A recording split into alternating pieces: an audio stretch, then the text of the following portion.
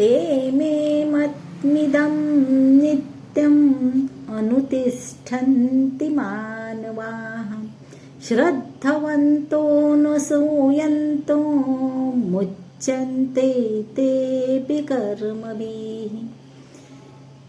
ज्यांची बुद्धी दोष नाहीशी करणारी आहे, दोष नसलेली आहे, अशीच बुद्धी, असाच माणूस योग्य निर्णय घेऊ शकतो.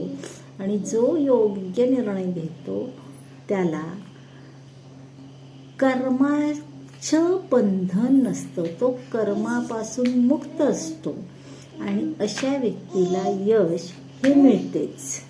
म्हणूनच ज्या विषयातील ज्ञान घ्यायचं आहे ते पूर्णतः घेतले तरच यश मिळते.